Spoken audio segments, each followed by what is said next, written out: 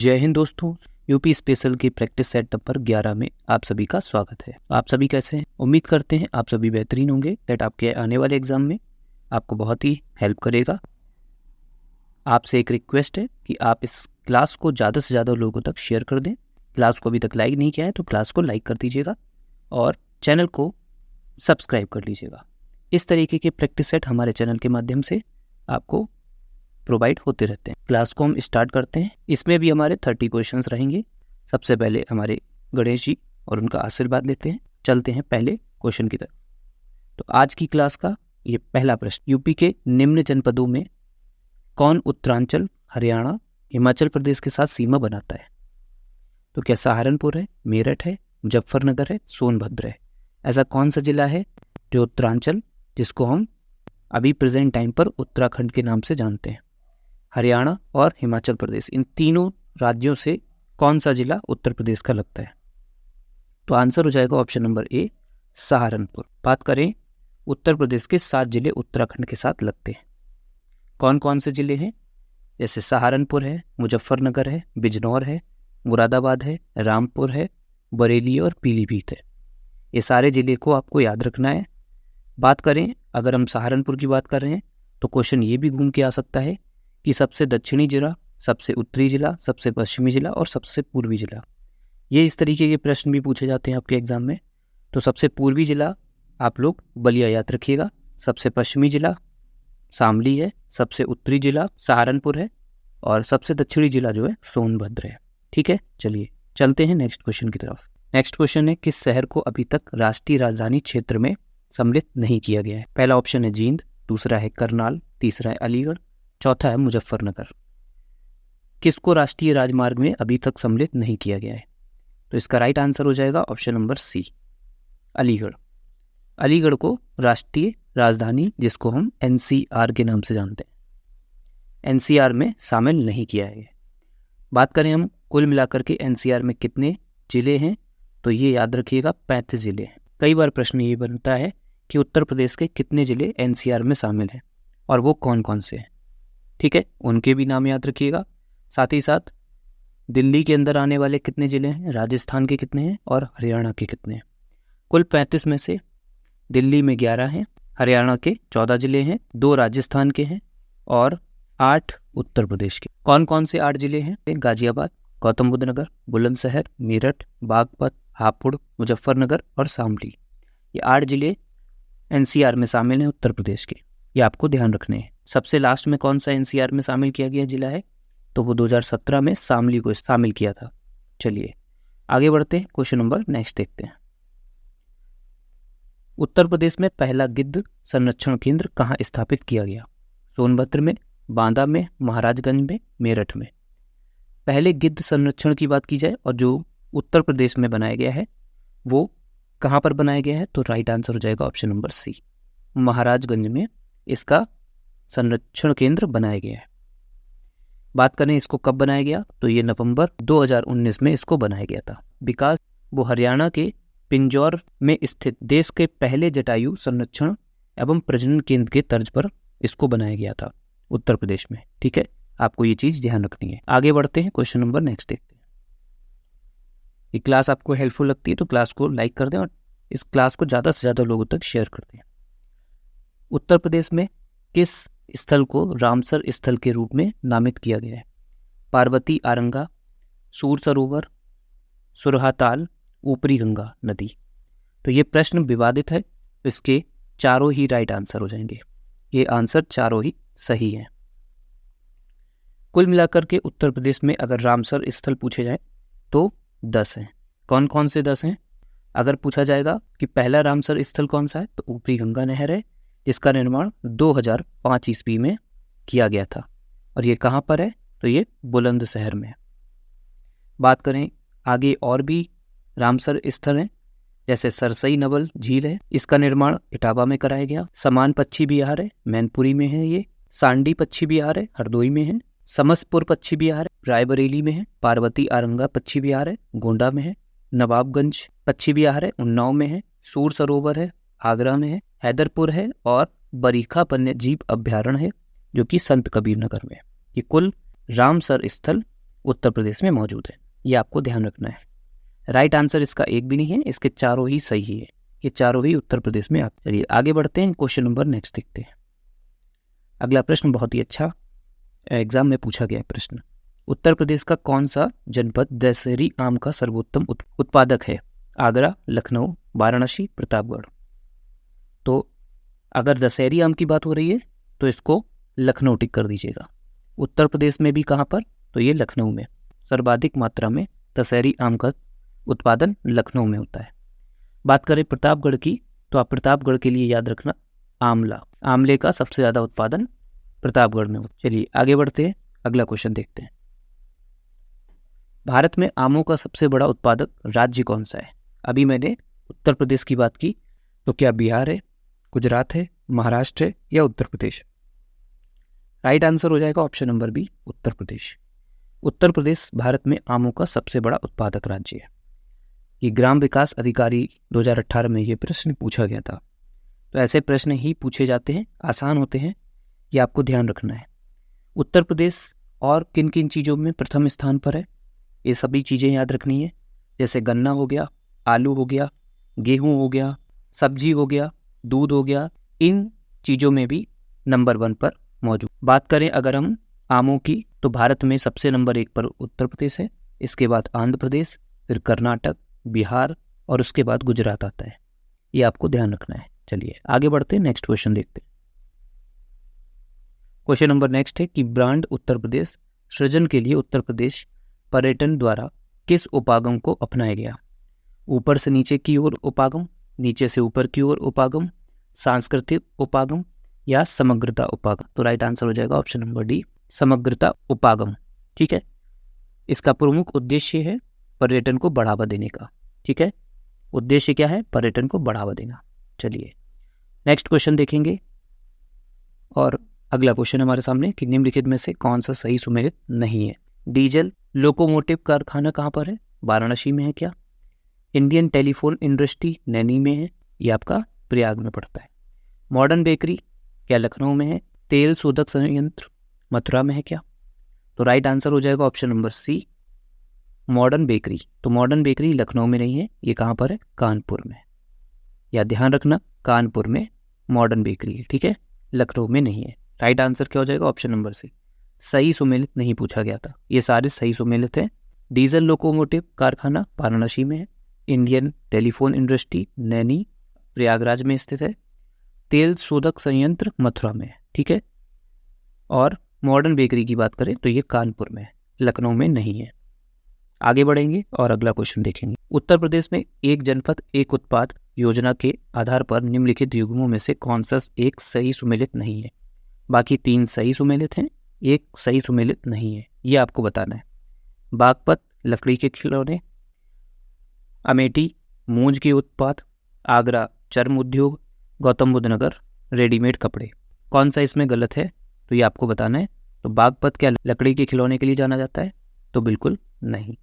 लकड़ी के खिलौने के लिए चित्रकूट हो गया, लखनऊ हो गया, ये सभी जिले जो है वो लकड़ी के खिलौने के लिए जाने जाते हैं। बात करें बागपत की, इसको होम फर्निशिंग गुड्स के लिए जाना जाता है। अमेठी की बात होगी तो ये मूंज के उत्पादन के लिए जाना जाता है। आगरा की बात होगी तो चर्म उत्पादन के लिए, और गौतम बुद्ध नगर में रेडीमेड कपड़े का उत्पादन बहुत ज़्यादा हो। तो राइट आंसर हो जाएगा ऑप्शन नंबर ए। चलिए इसी तरीके से बढ़ते हैं नेक्स्ट क्वेश्चन की तरफ। सोनभद्र जनपद में निम्नलिखित धातुओं में से कौन सी धातु पाई जाती है? नीचे दिए गए कूट को सही तरीके से ज्ञात करें। यूरेनियम, एंडालुसाइट, पायराइट या डोलोमाइट? कौन से खनिज हैं जो सोनभद्र जनपद में पाए जाते हैं? अभी मैंने आपको बताया था सोनभद्र के बारे में। तो सोनभद्र ये आपका सबसे दक्षिणी जिला है उत्तर प्रदेश का। ठीक है, तो यहाँ पर कौन से खनिज पाए जाते हैं ये आपको बताना है। इसमें एंडालुसाइट, पायराइट और डोलोमाइट, ये तीनों ही खनिज सोनभद्र जनपद में पाए जाते हैं। दूसरा, तीसरा और चौथा मिलेगा वो राइट आंसर होगा। पहला वाला नहीं होगा, दूसरा वाला, दूसरा, तीसरा, चौथा, यही आपका राइट आंसर है। Option number B is the right answer. Andalusite पाया जाता है, पायराइट पाया जाता है और डोलोमाइट पाया जाता है सोनभद्र। बात करें खनिज की, तो उत्तर प्रदेश में भारत के कुल खनिज का 3.7% उत्तर प्रदेश में पाया जाता है ये खनिज। ठीक है, जिसमें यूरेनियम है, चूना पत्थर है, रॉक फॉस्फेट है, तांबा है, डायस्पोर है, प्लेटिनम है, ग्रेफाइट है और जिप्सम। ये प्रमुख खनिज है जो उत्तर प्रदेश में पाए जाते हैं। चलिए आगे बढ़ेंगे, क्वेश्चन नंबर नेक्स्ट देखेंगे। अगला क्वेश्चन हमारे सामने, उत्तर प्रदेश सरकार की यमुना एक्सप्रेस वे का उद्घाटन मुख्यमंत्री अखिलेश यादव द्वारा कब किया गया था? 9 अगस्त 2013 में, 9 अगस्त 2014 में, 9 अगस्त 2012 में, 26 जनवरी 2013 में। तो इसका उद्घाटन की बात की जा रही है, तो इसका उद्घाटन 9 अगस्त 2012 में किया गया था। ऑप्शन नंबर सी इसका राइट आंसर हो जाएगा। बात करें इसकी लागत की तो 12,839 करोड़ की लागत में ये बन करके तैयार हुआ था। ये कितने कौन कौन से जनपद से होकर गुजरता है या किन किन जनपदों को आपस में जोड़ता है? तो ये गौतम बुद्ध नगर हो गया, अलीगढ़ हो गया, मथुरा हो गया, आगरा हो गया। ये जनपद को आपस में लिंक करने का काम है। बात करें इसमें टॉप स्पीड कितनी है, तो 120 किलोमीटर की स्पीड के लिए इसको डिज़ाइन किया गया था। ठीक है, ये चीज़ें आपको ध्यान रख। चलिए आगे बढ़ते हैं, क्वेश्चन नंबर नेक्स्ट देखते हैं। निम्नलिखित में से कौन सा हड़प्पई पुरास्थल उत्तर प्रदेश में स्थित? उल्लास है, देसलपुर है, आलमगीरपुर है, मांडी है। कौन सा पुरातत्व स्थल उत्तर प्रदेश में नहीं आता है? तो हुलास आता है, आलमगीरपुर आता है, मांडी आता है, लेकिन देसलपुर जो है वो उत्तर प्रदेश का नहीं है। ये पड़ता है गुजरात के कच्छ के रण में। ठीक है, कहाँ पर पड़ता है? गुजरात के कच्छ के रण में स्थित। ये सारे उत्तर प्रदेश में ही है। हुलास की बात की जाए तो ये सहारनपुर डिस्ट्रिक्ट में पड़ता है। आलमगीरपुर की बात की जाए तो मेरठ डिस्ट्रिक्ट में पड़ता है। और मांडी की बात की जाए तो मुजफ्फरनगर में पड़ता है। ठीक है, ये चीज़ें आपको ध्यान रखनी है। आगे बढ़ेंगे, नेक्स्ट क्वेश्चन देखेंगे। गौतम बुद्ध की माँ देवदह राज्य के शासक परिवार से थी। अब उत्तर प्रदेश के डैश जिले में है, क्या देवरिया में, गोरखपुर में, बस्ती में या गोंडा में? यूपी कांस्टेबल 2018 में ये प्रश्न पूछा गया था, इसलिए मैंने इस क्वेश्चन को शामिल किया। तो इसका राइट आंसर हो जाएगा बस्ती में। ठीक है, क्या हो जाएगा right answer? Option number C, Basti. Gautam Buddha की माँ की बात की जाए तो उनका नाम याद रखना महामाया था। क्या नाम था? महामाया था। ठीक है, चलिए आगे बढ़ेंगे और अगला क्वेश्चन देखिए। क्लास को पूरा देखिएगा, क्लास को लाइक नहीं किया तो लाइक कर दीजिएगा, और चैनल को अभी तक सब्सक्राइब नहीं किया है अपने तो चैनल को भी सब्सक्राइब कर लें। लखनऊ उत्सव, जिसे अब लखनऊ महोत्सव के नाम से जाना जाता है, ये कब से आरंभ हुआ है? क्या 1985-86 में, 1975-76 में, 1989-90 में, 1979-80 में? किस साल लखनऊ महोत्सव स्टार्ट किया गया था, ये आपसे पूछा जा रहा है। तो राइट आंसर हो जाएगा ऑप्शन नंबर बी, 1975-76 में लखनऊ महोत्सव का शुभारंभ किया गया था। ठीक है, चलिए आगे बढ़ेंगे और अगला क्वेश्चन देखेंगे। अगला क्वेश्चन है कि धुरिया लोक नृत्य है, अवध का है, बुंदेलखंड का है, पूर्वांचल का है या रोहिलखंड का है? ये किस क्षेत्र का लोक नृत्य है, ये आपको बताना है।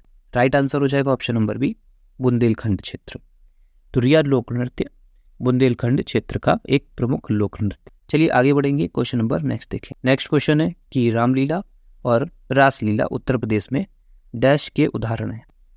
लोक कथाएं, ऑप्शन नंबर बी है लोक नाटक एवं लोक नृत्य शैली, तीसरा ऐतिहासिक रुचि के स्थान, या फिर नायकों के नाम। तो राइट आंसर क्या होगा? जो रामलीला और रासलीला है, ये रामलीला की बात की जाए तो ये प्रभु राम जी के लिए उनके व्यक्तित्व को दिखाती है, और जो रासलीला है वो प्रभु कृष्ण जी के व्यक्तित्व को दिखाती है। तो इसका राइट आंसर हो जाएगा ऑप्शन नंबर बी, लोक नाटक और लोक नृत्य शैली। रामलीला की बात करें तो ये हर साल विजयदशमी के अवसर पर मंचित होता है। ठीक है, ये आपको ध्यान रखना है। और बात करें रासलीला की तो ये कृष्ण जन्माष्टमी के अवसर पर किया जाने वाला एक लोक नृत्य और लोक नाटक है। ठीक है, ये आपको ध्यान रखना है। Right answer option number B है। चलिए अगला क्वेश्चन देखेंगे। नेक्स्ट क्वेश्चन हमारे सामने है कि सूची 1 को सूची 2 से सुमेलित कीजिए। सूचियां नीचे दिए गए कूट से सही उत्तर का चयन कीजिए। सूची 1 है, सूची 2 है। सूची 1 में लेखकों के नाम है, सूची 2 में उपनाम दिए गए हैं। बताना है आपको कि ये जो लेखक हैं उनके उपनाम क्या क्या थे। सूर्यकांत त्रिपाठी हैं, रघुपति सहाय हैं, वैद्यनाथ मिश्र हैं और धनपत राय श्रीवास्तव। सूर्यकांत त्रिपाठी की बात की जाए तो इनको निराला के नाम से जाना जाता है। रघुपति सहाय की बात की जाए तो इनको फिराक गोरखपुरी के नाम से जाना जाता है। वैद्यनाथ मिश्र की बात की जाए तो ये नागार्जुन के नाम से जाने जाते हैं, और धनपत राय श्रीवास्तव ये मुंशी प्रेमचंद्र का उपनाम है। तो राइट आंसर क्या होगा, पहले का तीसरा, तो पहले का तीसरा इन तीनों में चारों में दिख रहा है। दूसरे के चौथे की बात होगी तो दूसरे में चौथा, इनमें दोनों में नहीं है, तो ये दोनों गलत हो जाएंगे। बात करें तीसरे की बैद्यनाथ मिश्र, ये नागार्जुन में मैच करेंगे, मतलब तीसरे का दूसरा होना चाहिए। तो तीसरे का दूसरा केवल ऑप्शन नंबर सी में हमको दिख रहा है, तो राइट आंसर हो जाएगा ऑप्शन नंबर सी। अगर साहित्य को आप अच्छी तरीके से तैयार करते हो तो 3 से 4 क्वेश्चन आपके एग्जाम में आने की उम्मीद रहती है। आगे बढ़ते हैं, क्वेश्चन नंबर नेक्स्ट देखते हैं। नेक्स्ट क्वेश्चन है कि अगरिया, बेगा, भुइया अनुसूचित जनजातियां उत्तर प्रदेश के निम्नलिखित जिलों में से किस में मुख्यतः निवास करती हैं? अंबेडकर नगर, जालौन, सोनभद्र, ललितपुर। क्या आंसर होना चाहिए इसका? तो राइट आंसर हो जाएगा ऑप्शन नंबर सी, सोनभद्र में। अगरिया, बेगा और भुइया अनुसूचित जनजातियां उत्तर प्रदेश के सोनभद्र जिले में निवास करती हैं। ठीक है। बात करें सहरिया की, तो सहरिया ललितपुर में रहती है। खरवार की बात करें, देवरिया में, बलिया में और गाजीपुर में पाई जाने वाली जनजातियां हैं। और बात करें पंखा और पनिका की, तो ये सोनभद्र और मिर्जापुर में पाई जाने वाली जनजातियां हैं।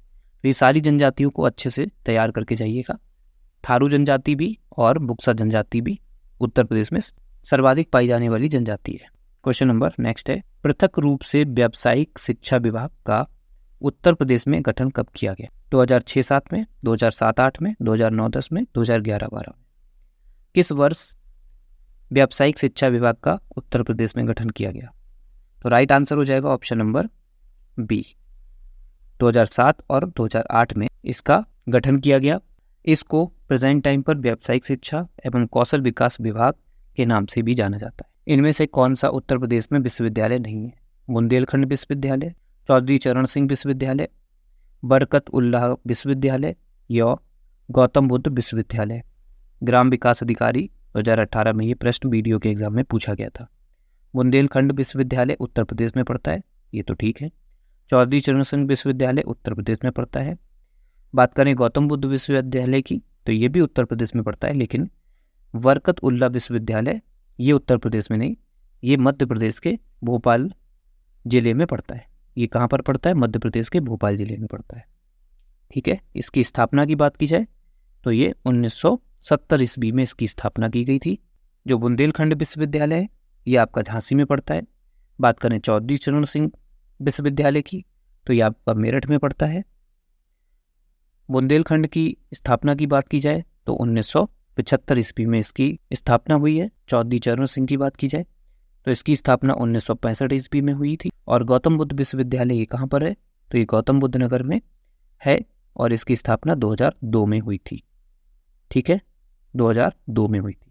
चलिए आगे बढ़ेंगे और नेक्स्ट क्वेश्चन देखेंगे। नेक्स्ट क्वेश्चन हमारे सामने, भारत में किस राज्य का लोकसभा एवं राज्यसभा में प्रतिनिधित्व सर्वाधिक है? उत्तर प्रदेश की, मध्य प्रदेश की, महाराष्ट्र की या आंध्र प्रदेश की?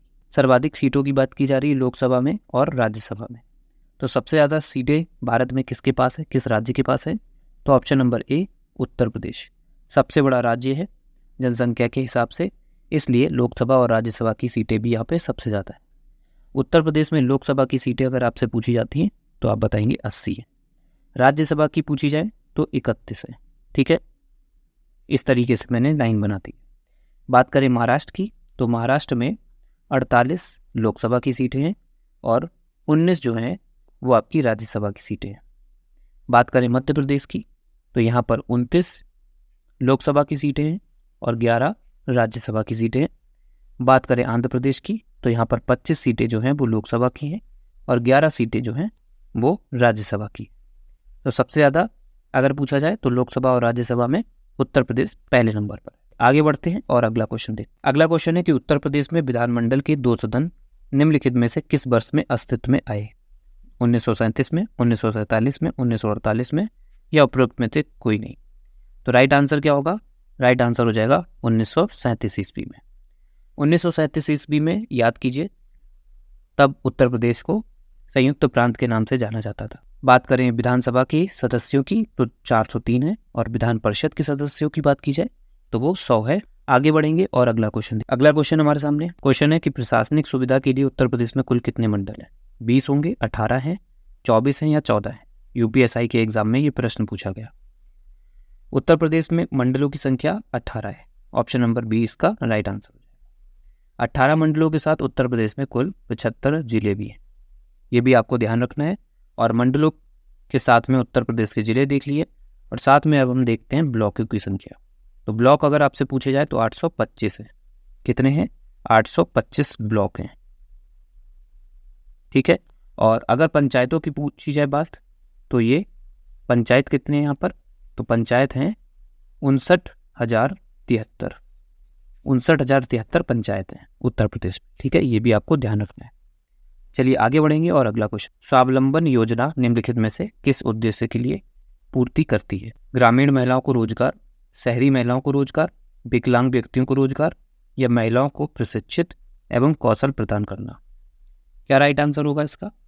ऑप्शन नंबर डी इसका राइट आंसर हो जाएगा, महिलाओं को प्रशिक्षित एवं कौशल प्रदान करना, ठीक है। इसका उद्देश्य परंपरागत क्षेत्रों में रोजगार उपलब्ध करा करके महिलाओं को उनकी स्थिति को सुधारने के लिए ये कदम उठाया जाता है सरकार की तरफ से, ठीक है। तो स्वावलंबन योजना का संबंध किससे है?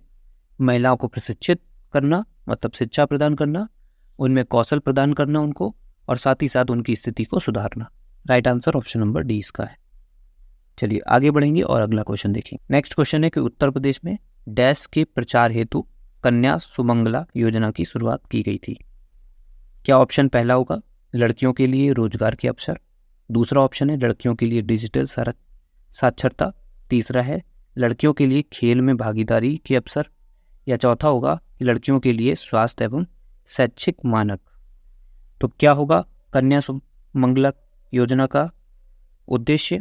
तो इसका राइट आंसर हो जाएगा ऑप्शन नंबर डी, लड़कियों के स्वास्थ्य और शैक्षिक मानक तैयार करना, ऑप्शन नंबर डी। आगे बढ़ते हैं और अगला क्वेश्चन देखें। अगला क्वेश्चन है 2011 की जनगणना के अनुसार जनसंख्या के संबंध में उत्तर प्रदेश का कौन सा जिला सबसे बड़ा है?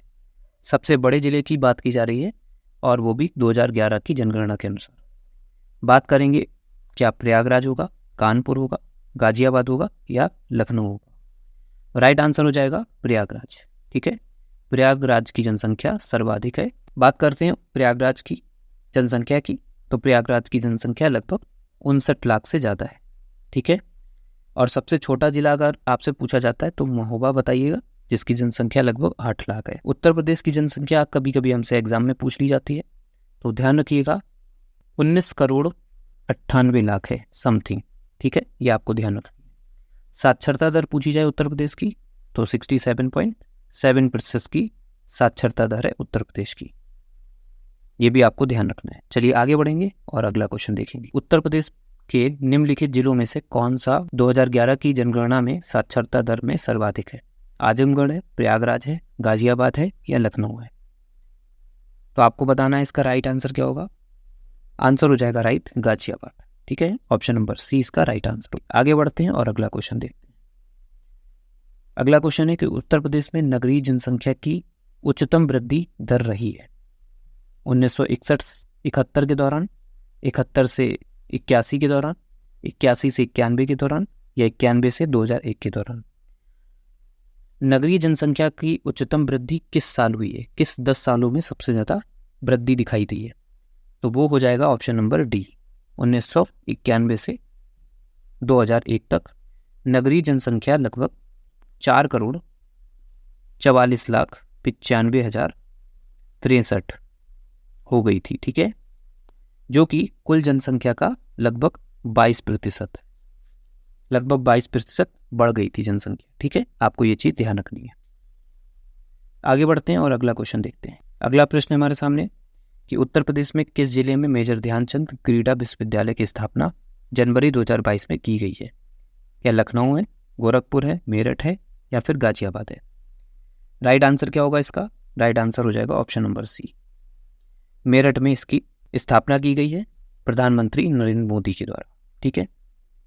देश का पहला खेल विश्वविद्यालय आपको याद रहना चाहिए, अगर आपसे पूछा जाए तो देश का पहला खेल विश्वविद्यालय मणिपुर के इम्फाल में बनाया गया था, और ये उत्तर प्रदेश में बनाया गया था जनवरी 2022 में। इसकी कुल लागत की बात की जाए तो 700 करोड़ की लागत में ये विश्वविद्यालय बन करके तैयार हुआ है, और ये उत्तर प्रदेश का पहला है, ठीक है। चलिए आगे बढ़ते हैं और अगला क्वेश्चन देखिए। अगला क्वेश्चन है, स्वच्छ सर्वेक्षण 2021 में निम्नलिखित में से किस राज्य में गंगा नगरों की सर्वाधिक संख्या है? उत्तर प्रदेश में, बिहार में, पश्चिम बंगाल में, उत्तराखंड में। कितने जिलों से होकर के गुजरती है? सबसे ज़्यादा आपको बताना है किस राज्य से होकर के गुजरती है। ठीक है, किस राज्य में गंगा नगरों की संख्या सर्वाधिक? गंगा के तट पर बसे सबसे ज़्यादा जिले किस राज्य के? तो क्या उत्तर प्रदेश है, बिहार है, पश्चिम बंगाल है, उत्तराखंड? राइट आंसर हो जाएगा option number A, Uttar Pradesh. Ganga नदी पर लगभग 28 जनपद जो हैं उत्तर प्रदेश के बसते हैं। उनमें से कुछ प्रमुख हैं, जैसे प्रयागराज है, वाराणसी है, बिजनौर है, बिठूर है, गाजीपुर है, बलिया है, कानपुर है, कन्नौज है और मिर्ज़ापुर है। ये प्रमुख जिले हैं जो गंगा नदी पर बसे हुए हैं। ठीक है, तो आज की क्लास में हमने 30 क्वेश्चंस को कवर किया। ये 30 क्वेश्चंस आने वाले आपके एग्ज़ाम में आपके लिए बहुत ही इम्पॉर्टेंट रहने वाले हैं। क्लास को ज़्यादा से ज़्यादा लोगों तक शेयर कर दीजिएगा, और अभी तक आपने क्लास को लाइक नहीं किया तो क्लास को लाइक कर दें, चैनल को सब्सक्राइब नहीं किया तो चैनल को भी सब्सक्राइब कर दें और बेल आइकन को प्रेस कर दें, जिससे आने वाली वीडियो आप तक जल्द से जल्द पहुँच सके। चलिए, इसी तरीके की नेक्स्ट क्लास में मिलते हैं, तब तक अपना ख्याल रखिए। धन्यवाद। जय हिंद, जय